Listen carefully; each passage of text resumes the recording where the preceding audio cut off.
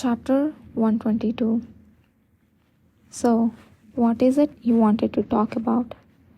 The boy, who had been so bold until now, found himself unable to speak when the moment to discuss came. In the silence, Yidhir waited for him to gather his words, sighing as he glanced around. I don't have an abundance of time either. The only reason I followed an unknown noble like yourself here is because you are an awakener. Nothing more, nothing less. If you have nothing to say, then perhaps it's time we. How did you know I was an awakener? The boy cut himself mid sentence, surprised by the question. No one else knew. I knew because I felt your power when you spoke to me just now. You felt it? What kind of ability? I can't quite tell what kind of power it is. I only sensed it when you used it. At Yidhir's words, the boy shivered for a moment and let out a small sigh.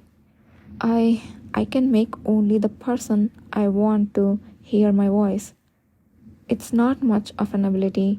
I used it just a while ago when I was speaking to you, so I wouldn't attract attention. I see, you can sense that. After saying this, the boy raised his head, revealing his eyes, which had been hidden beneath his large hood. He looked surprised, but his demeanor was now noticeably more composed. My name is Revlin Shan Apeto. I'm the third and youngest child of the Apeto family. Yidhir had guessed he was the child of a notable family, though he had not expected him to be of the Apeto Duke's lineage. Despite being surprised by the identity of his counterpart, Yidhir didn't show it on his face. Emboldened by Yidhir's composed demeanor, the boy, Revlin, continued to speak. Not long ago, didn't someone in your cavalry get kidnapped or almost got kidnapped? What is this about? It had been a while since he'd encountered someone who consistently made such unexpected comments. Yidhir narrowed his eyes at Revlin's tense expression. Why do you ask? I can give you information about that incident. In return, let me meet Duke Paleta. The kidnapping incident Revlin was referring to was undoubtedly what happened to Devron. Yidhir already knew the Apeto family was behind the incident. However, he had never imagined a member of the family would directly appear before him with such a proposition. For now, Yidhir was relieved that Revlin had chosen him out of all the cavalry members. But whether to accept his offer right there and then was a separate matter. Revlin, perhaps interpreting Yidhir's thoughtful gaze as suspicion, quickly added more words. I know you may find it suspicious, but I don't mean any harm. My family means nothing to me now. And how are we to believe the information you'll provide will be of use to us? Yidhir veered the conversation, scrutinizing Revlin. If the information Revlin was offering was no more useful than what they already knew, why would they accept the deal? Revlin, seemingly prepared for such skepticism, opened his mouth with a determined look in his eyes. It will definitely be useful. The Apeto family is conducting research to eliminate the blood of blessing.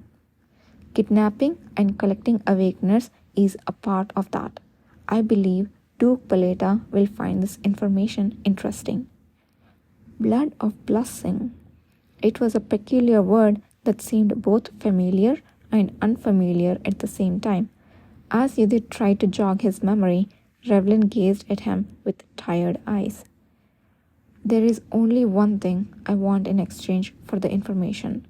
It's a small favor. If you could free just one person whom I cannot save myself, then I can do anything.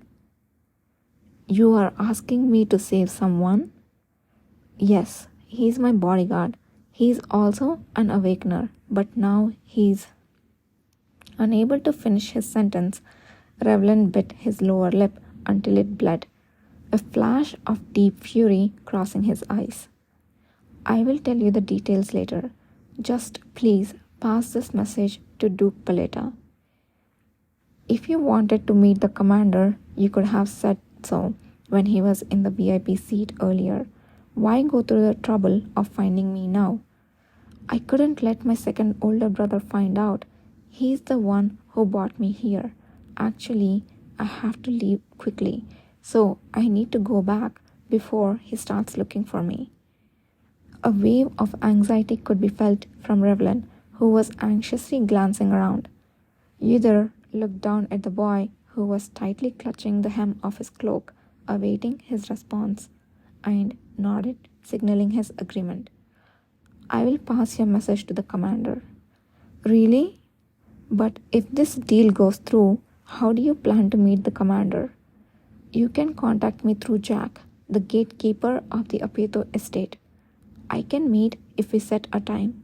I just have to say that I'm stepping out for a bit. There's someone I need to save, so please come as soon as the decision is made, preferably tonight. Worried that Yudhir might say it would be difficult, Revlon quickly retorted, his eyes darting around. Although Yudhir wondered if it was really all right, he knew that from here on out it was a matter for Kishir to decide. Understood. I will tell him as such. Thank you. Really thank you. I just realized I haven't asked your name yet. I'm sorry. I was in such a rush. What's your name? The boy blushed with embarrassment as he asked Yudhir's name after thanking him repeatedly. While Yudhir wondered, he needed to share his name as well. He decided to reply considering the courage Revlon showed by revealing his real name without any hesitation. I'm Yudhir Ale.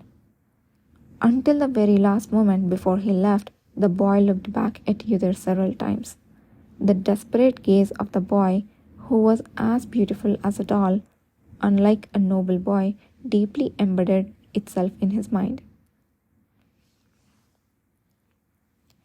Interesting. Not only did one of the Apeto sons turn out to be an awakener, but he's also proposing to betray his own family.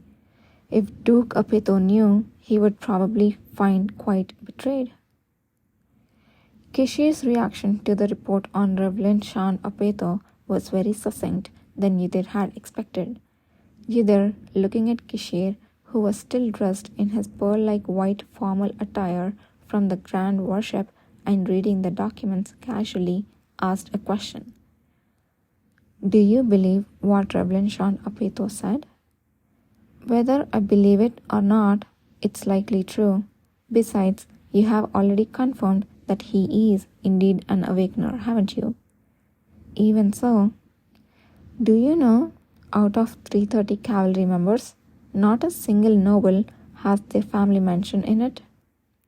Kishir interrupted Yudhir's words, softly posing a question. Why do you think that is?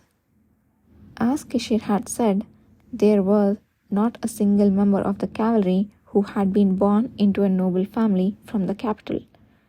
Some, like Kana, who had grown up in the quarrelsome house of Count Galen, were children who did not inherit the last name, and then there were the few nobles in the cavalry, like Gakane Bulanwal, who were from once illustrious, now fallen, local families who had lost their former glory.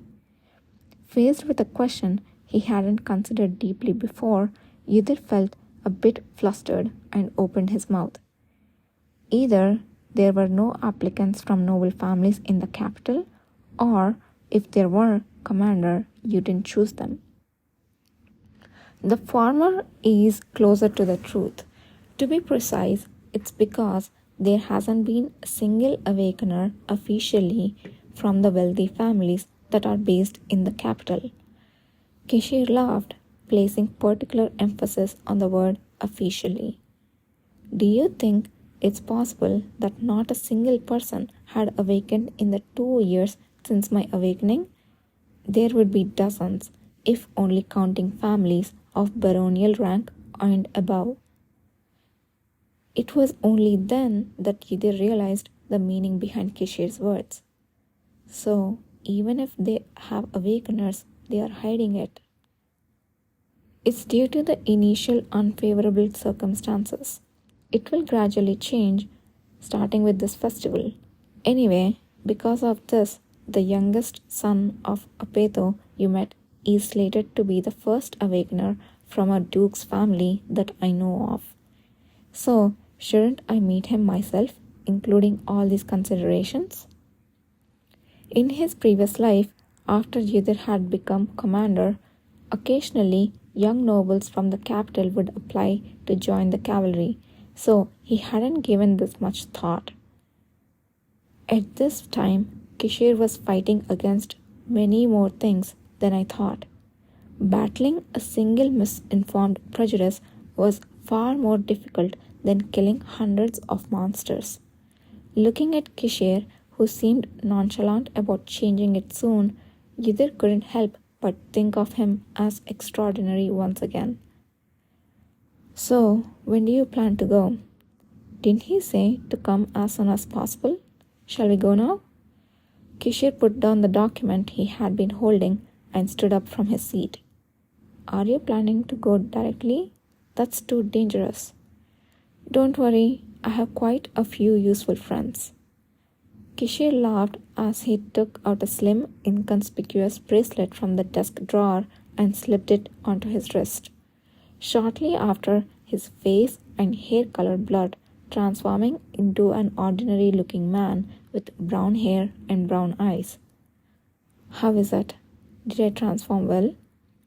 Despite his height, broad shoulders, and the same formal attire as before, the change in face gave the impression of dealing with a completely different person.